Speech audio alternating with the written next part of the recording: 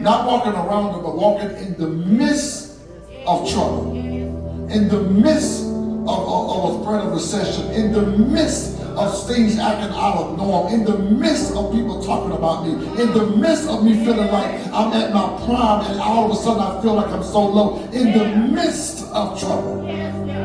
Though I walk in the midst of trouble, you will revive me.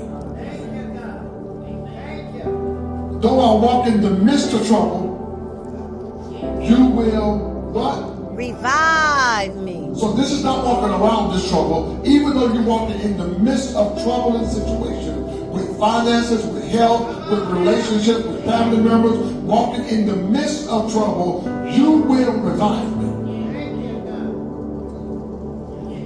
This week I had to take a class, a BLS class, Basic Life Support, to learn how, as I work with certain youth, that I don't get caught up and not know the basics if a youth pass out in front of me. So we work on some dummies so we can understand how to revive people. Sometimes you feel like you're working on some stuff that seems so dumb.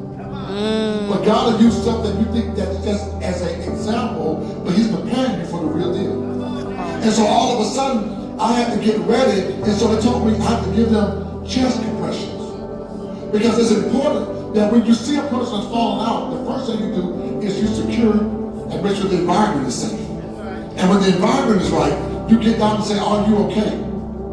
And some of us at a point where people don't see a pulse. They don't see the fire. And so God will send a word for somebody to come and say, are you okay? And because you're not moving, all of a sudden, God allows somebody to get on their knees. Say that.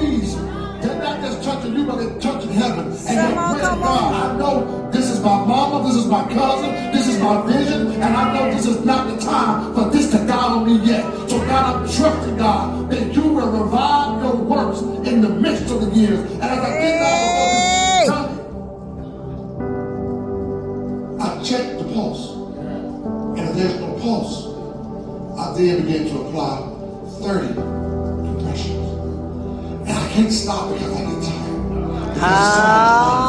Come on. You cannot give up and let up and shut up because your vision is in front of you. So you got to keep pressing. And I know, God, you told me, God, as a little girl that I would do this here. God, you told me as a little boy that I would do this here. And so you press it down, and then you begin to open up your mouth. And you begin to blow into something that looks dead. And sometimes we got to go back and blow into situations that we think are dead. And God said it is not dead. It is able to be recovered. And when you put your mouth on it, all of a sudden, you feel a movement. And the thing that you thought was dead was only sleep. Sleep isn't inactivity.